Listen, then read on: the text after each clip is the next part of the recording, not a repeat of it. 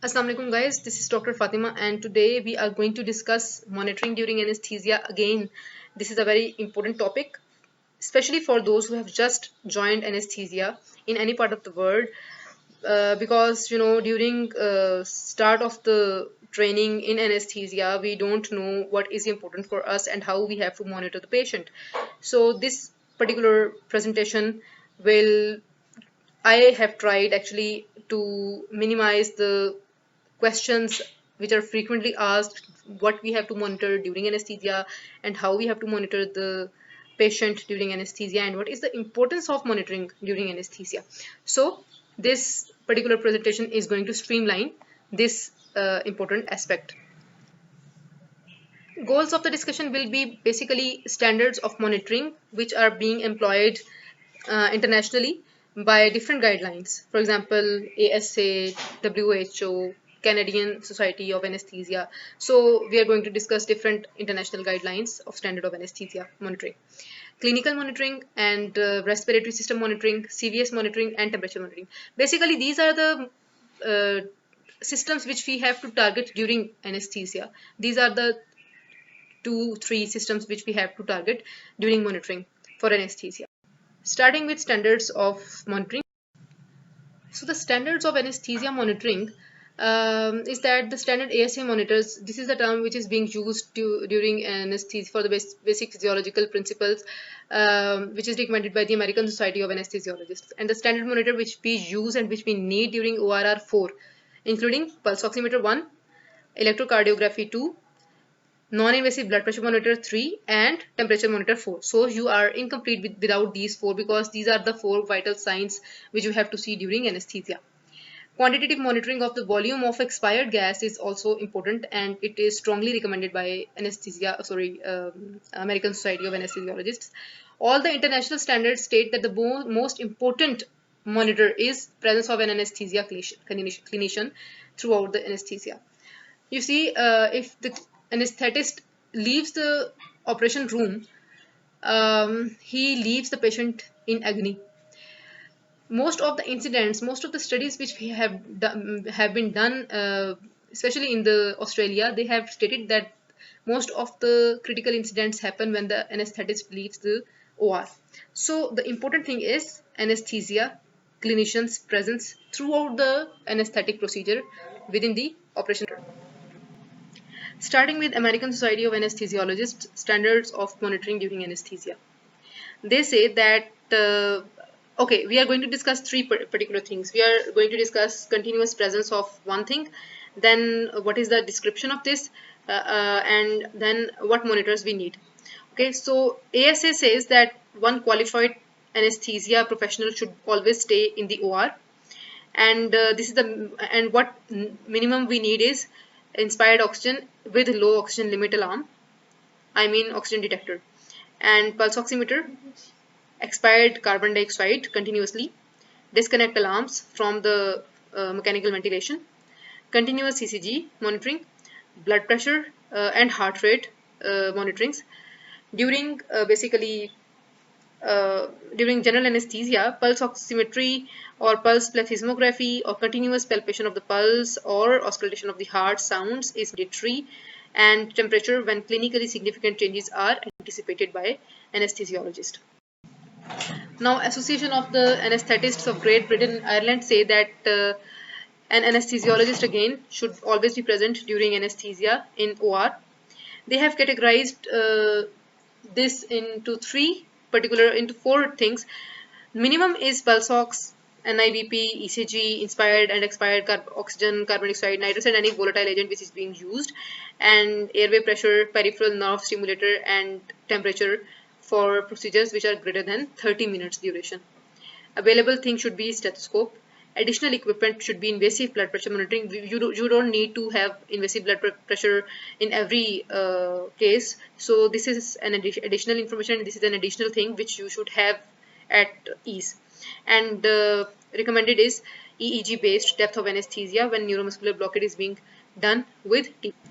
European Board of Anesthesiology say again appropriately trained and experienced anesthesiologists should always be present in anesthesia monitoring.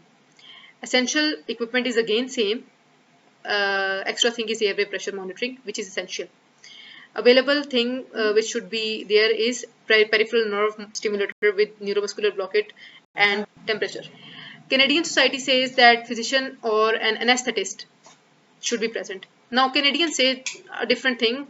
They don't say that an anesthesiologist should always be present. They say that a physician, any physician or an anesthesiologist should be present. Now required thing at dire need is again pulse ox, BP, ECG, capnogram and agent specific anesthetic gas analyzer.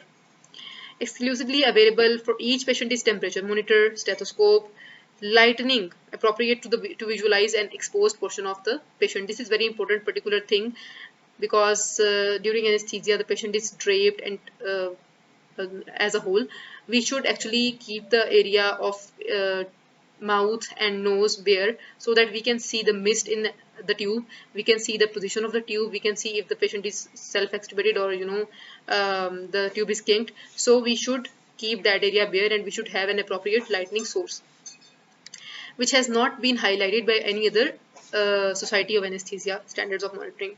Immediately available thing is spirometer and manometer to measure the ATT pressure, cuff pressure. WHO and WFSA, they say a vigilant anesthesia professional. Highly recommended thing is again the same. Audible signals and alarms, pulse ox and carbon dioxide detector for intubated patients and NIVB. Recommended thing is again continuous monitoring of stethoscope, continuous capnography, ECG, peripheral nerve stimulator, oxygen concentration. They are one and the same thing, but they have just categorized it in the different manner. And suggested thing is again inspiratory or expiratory gas volumes, invasive blood pressure monitoring, continuous electronic temperature monitoring, EEG and urine output, which has not been highlighted by any other society. Now Australian and New Zealand College of Anaesthetists say again vigilant anesthesia professional. Mandatory thing is almost the same and available thing is almost the same as well. You can have a look and you can memorize these things. Now we have got clinical monitoring. Mind it, your presence during anesthesia, during any procedure is the mandatory thing and it is of the most importance, because if a person who is an anesthetist, he leaves the OR with the patient under anesthesia, he can cause misery to the patient, because what you can see is not seen by the nurse in scrub nurses or the surgeons, because they are in their own work. So please do not leave the room. What you can see cannot be seen by anything, even not by your machine, even not by your monitors. The artificial intelligence cannot replace human intelligence. So please do not leave the room, leave the OR when your patient is under anesthesia, any kind of anesthesia. You can inspect the patient, auscultate the patient, you can palpate. It is the primary determinant of the patient's safety. Changes in the clinical signs, they may be subtle and often, they precede the abnormalities in the parameters measured by monitoring devices. The monitoring devices are compulsory, which we have mentioned in the previous standards of anesthesia care. But these monitoring devices do not replace the clinical observation. They are basically just to amplify and quantify whatever has been observed clinically. Now, respiratory system monitoring. In respiratory system monitoring, you have to do two things. You have to monitor oxygenation. I mean, if your patient is being oxygenated well or not. And you have to know if the patient is being oxygenated, but is there any ventilation or not. So, oxygen, to measure oxygen, you have to know if the patient is having cyanosis, and you have to have pulse oximetry and inspired oxygen analyzer. Ventilation may you have to see capnometry, measurement of the respiratory mechanics and disconnection alarms. I am not going into detail of respiratory monitoring. I am just going to touch the respiratory monitoring and basics of respiratory monitoring and then CVS monitoring. In oxygenation, what you have to see is inspired gas oxygen content. I mean, how much oxygen or how much fraction of the oxygen is being inhaled by the patient. And this is basically by oxygen analyzer, one thing. It will tell you two things basically. It will tell you if the what is the FiO2, and if the FiO2 is less than required, then it will start alarming, and this alarm is not replaceable unless you replace the oxygen. What is the principle? Principle is paramagnetic sensor, fuel cell, polarographic electrode, and mass spectrometry, and Raman scattering. These are the physical principles which are being utilized by oxygen analyzer to help you in seeing FiO2. Blood oxygenation is seen by pulse oximeter. It uses Beer and Lambert law. This is basically Beer law and Lambert law. They are the two different laws, and when we combine these are being used by pulse oximeter. They tell you about hemoglobin saturation, heart rate, of course, relative pulse amplitude displayed on the plethysmography waveform. For example, if a patient is in hypovolemia, you will see his plethysmogram to be a wavy. So it will tell you multiple informations. Okay, now ventilation. What you have to do, what you have to see in ventilation, you have to see exhaled carbon dioxide. If the patient is being ventilated, so there must be some exchange of the gases, and if there is an adequate gaseous exchange, there will be adequate amount of carbon dioxide exhaled by the patient, which is monitored by capnograph. And what principle it takes? It takes that carbon dioxide molecules, they absorb the infrared radiation at 4.26 micrometers, proportionate to the carbon dioxide concentration which is present in the sample breath. End-tidal carbon dioxide, inspired carbon dioxide, and diagnostic waveforms, and respiratory rate and apnea detection, all of these informations are gathered by capnograph. We will discuss capnograph in a good detail in some other video.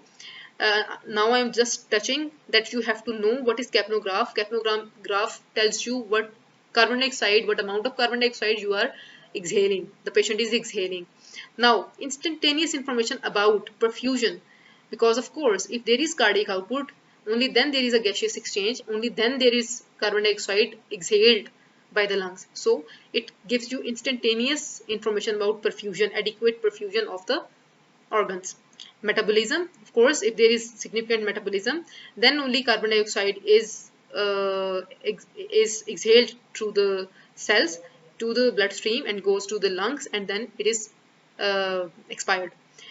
And it also confirms of the tracheal tube placement after intubation. Of course, if it is in not right place, if it is in the wrong place in the esophagus, then of course there will be less carbon dioxide and maybe no carbon dioxide.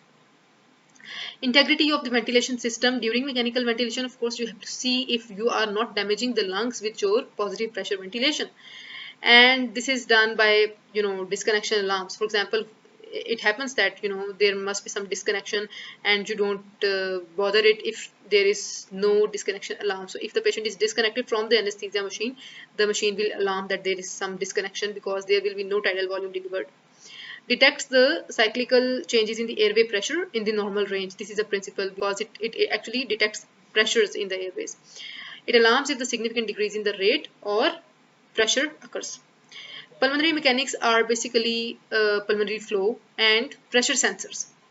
What do they tell you? That how much tidal volume are you giving the patient and how much tidal volume is being delivered to the patient and at which pressure. For example, if I am giving the patient tidal volume of 500 ml for one breath, then what happens is that there must be some airway pressure, and if there is some change in the airway pressure, these monitors will tell me. If there is some decrease in the tidal volume, these monitors will tell me.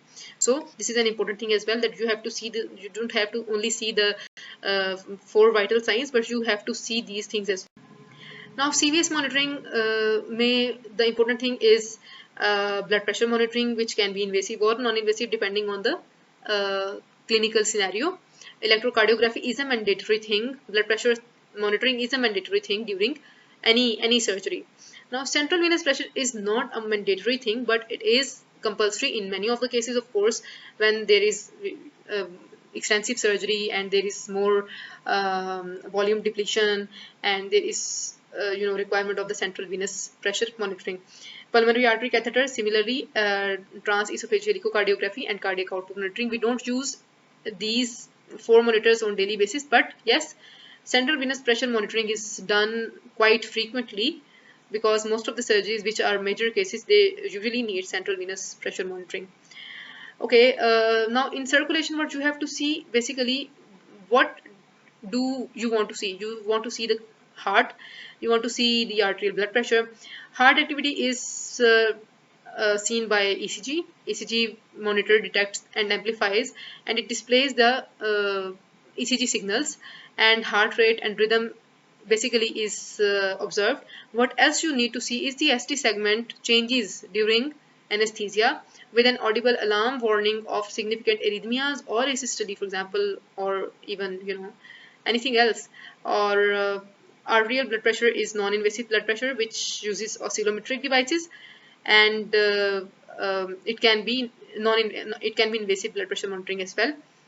It gives you a maximum oscillation, which is mean arterial pressure, and from mean arterial pressure there are automatic detectors which calculate and tell you about the systolic and diastolic blood pressure. So arterial blood pressure monitoring in non-invasive blood pressure monitor tells you basically the mean arterial pressure, and it automatically adjusts the systolic and diastolic accordingly.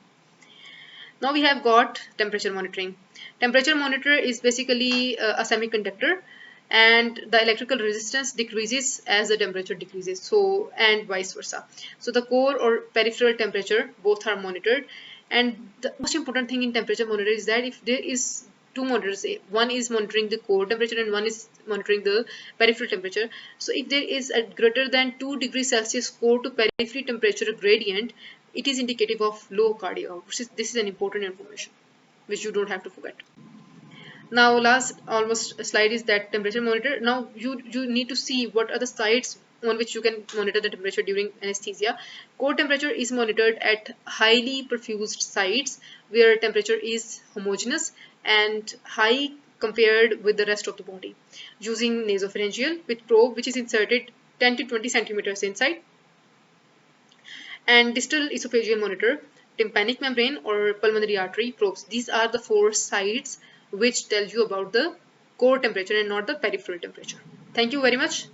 Do subscribe and do share the video, and in the next video we will do either neuromuscular monitoring or respiratory mechanics monitoring. Let's see what we do next, but thank you so much, and please read this topic from your books as well. Thank you.